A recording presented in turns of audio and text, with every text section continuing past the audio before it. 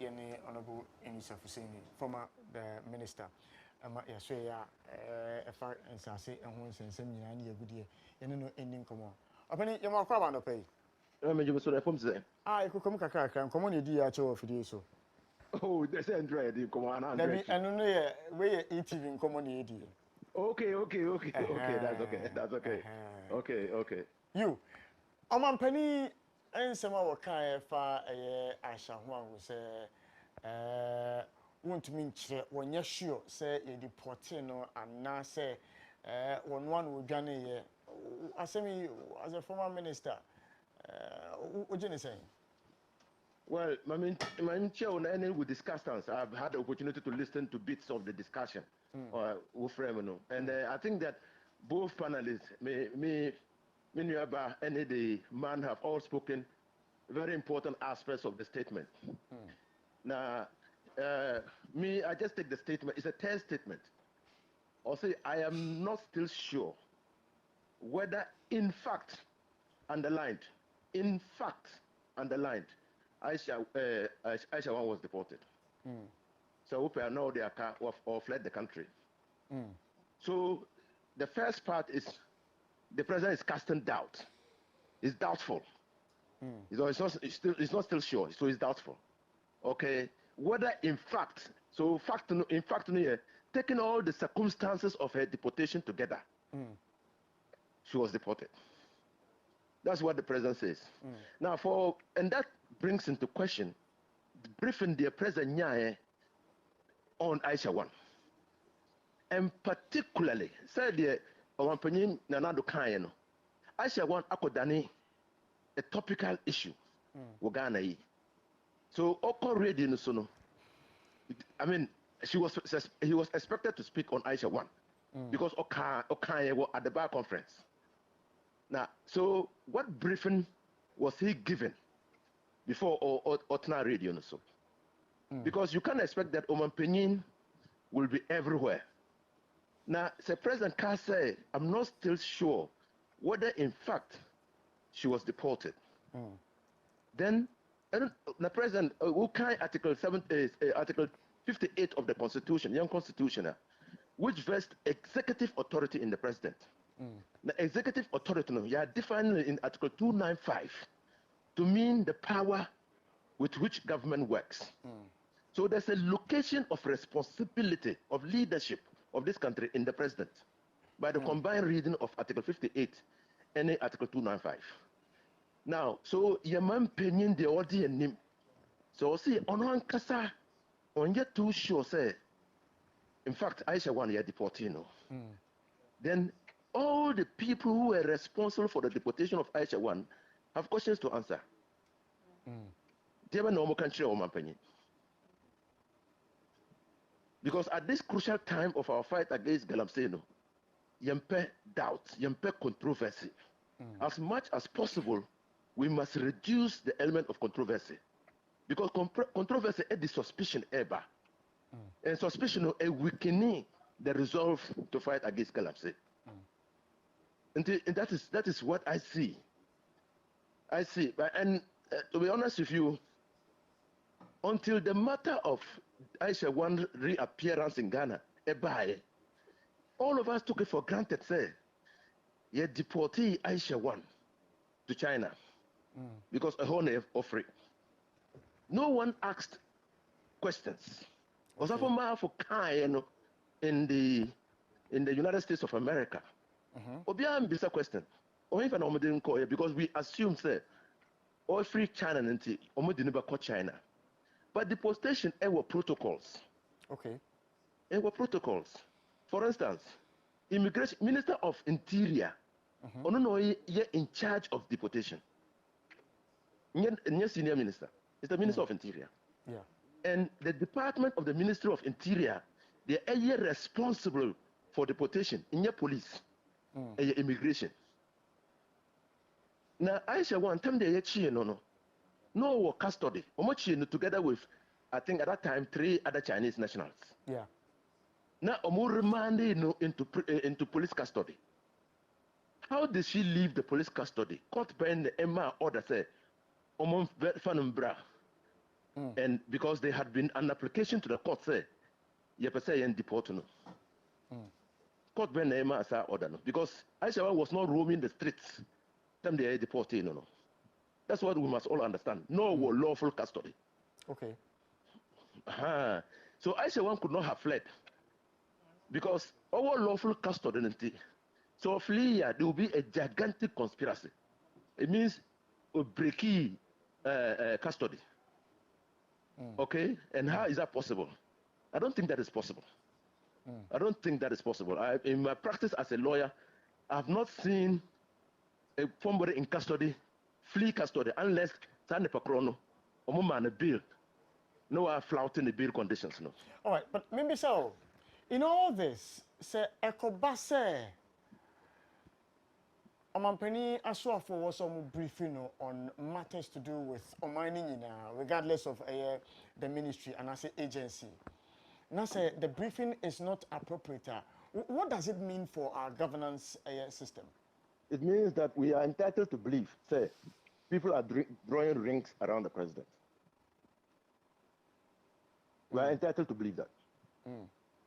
Because, say, the Aisha one, or a topical issue, say, the Omampenian Edi Nikonja Atu Joa, say, or Galamsey.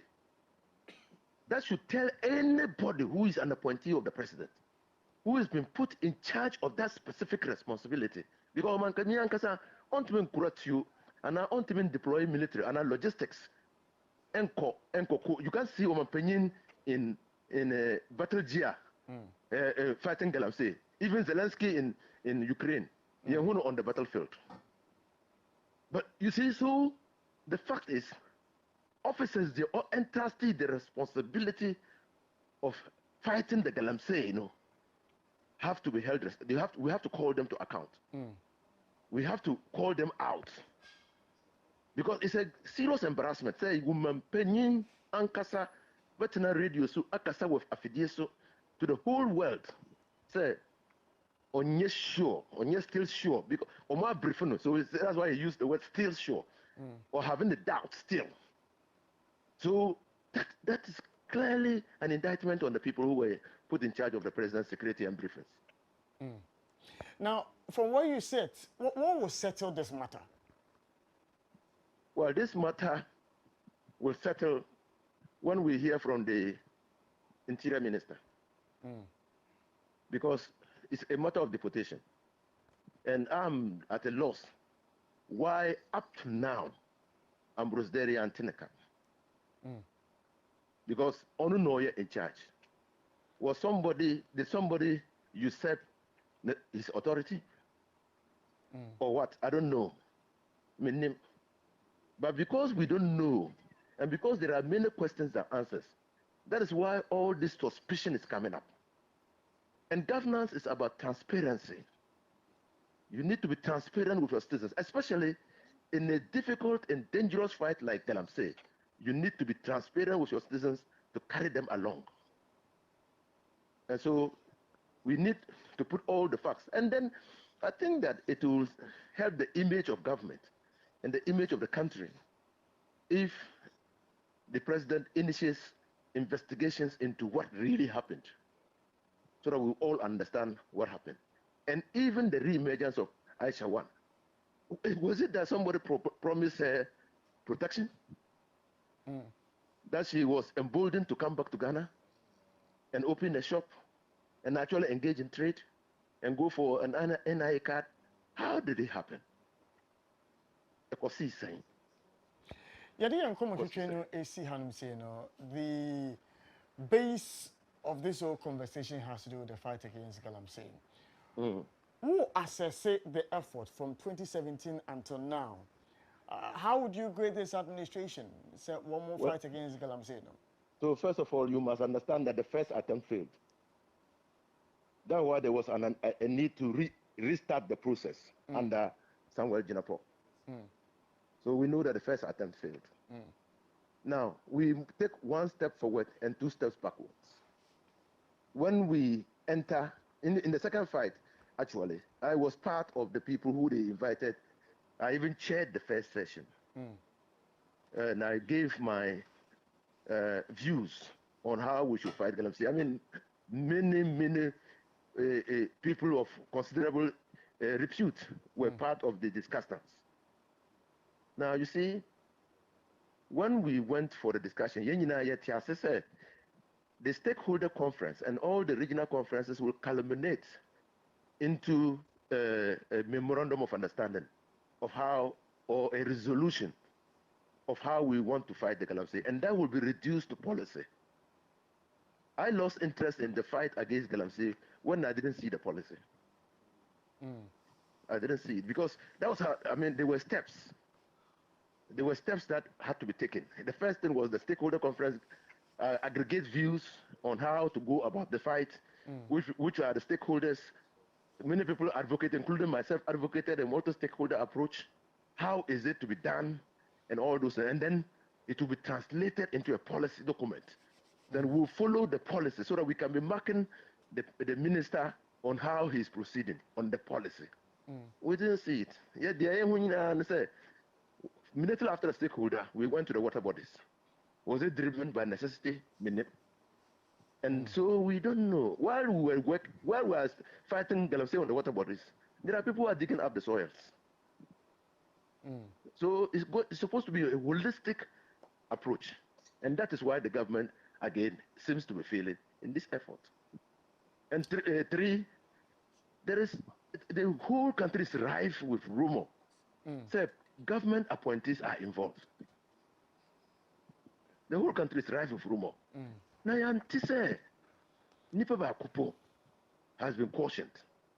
Yanti, yeah, I mean, look at what happened at Ofin.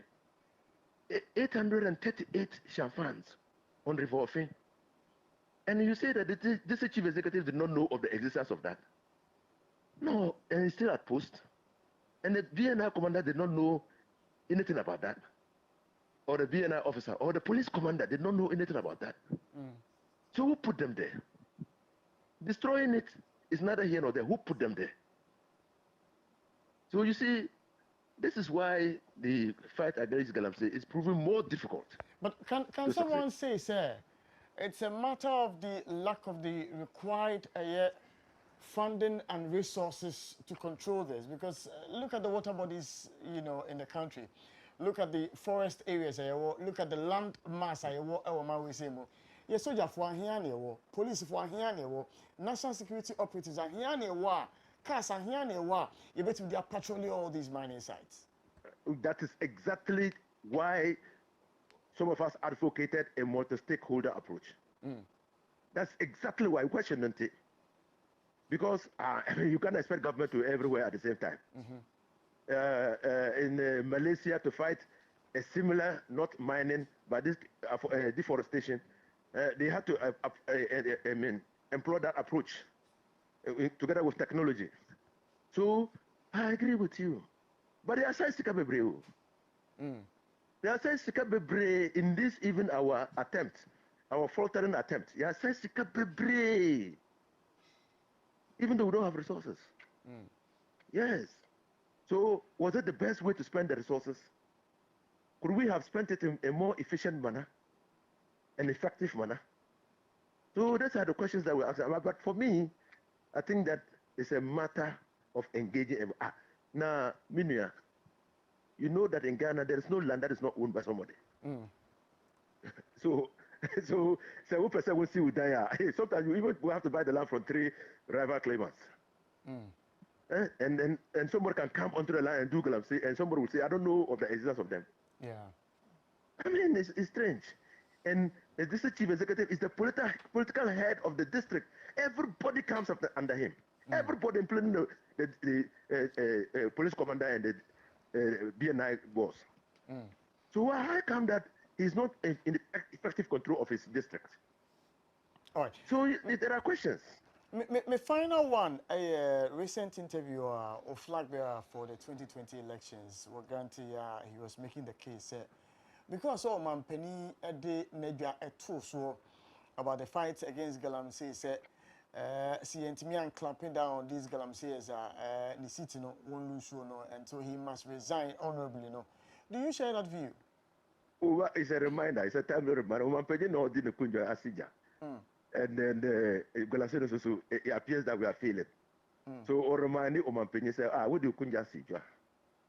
Na want man Galamsey to do the honorable thing. But Do do you think His Excellency the President must resign yourself? Myself? Yes. Oh, I thought that you thought that I was commenting on John Mohammed's statement. Yes, but You